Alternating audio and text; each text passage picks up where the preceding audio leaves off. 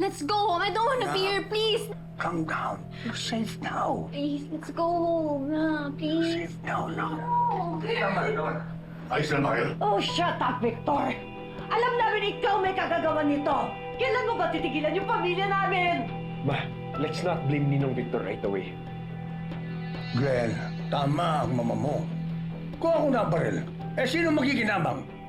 Sandali. Ikaw ba target? Paano ko ako target? Di ikaw ang may kagagawa nun. Huwag mo akong binabaliktad. Huwag mo akong pinagbibintangan. Ninong. That's enough. Sige, sabihin na natin, hindi ako target ng pamaril. Ginawa mo talaga yon para maging masama ako sa mga tao. Patunayan mo yung kabalbalan mo. Ako, Mayor. Excuse me, wala ho ni isa sa inyo yung target ng sniper. Ha? Then who? Ayon po kay Lieutenant Conde, yung performer po, si Selena. Pero ngayon ligtas na po siya. Hinahanap po nila yung sniper pero mukhang nakatakas na.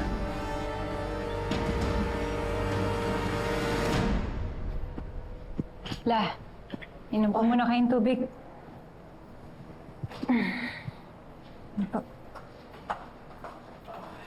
Ano nangyari?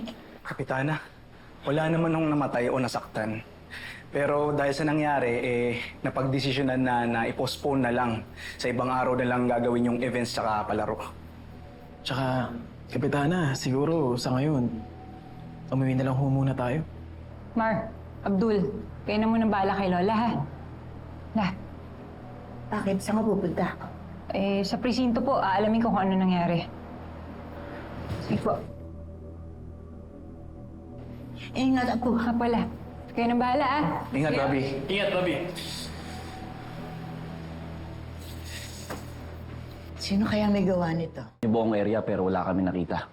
Mukhang nakatakas na ho yung sniper. Sir, parang awa niyo po. Tulungan niyo po ako. Miss Elena, meron ka pa bang ibang alam na dahilan kung bakit ikaw ngayon ang target? Wala naman po akong kaaway. Kilala mo ba kung sinong gustong gumawa sa'yo nito? O may idea ka kung sinong gustong pumatay sa'yo? Konektado ba kay Sunny? Ma'am Selena, bago mawala si Sunny, wala man lang ba siyang nabanggit sa yung importanteng impormasyon?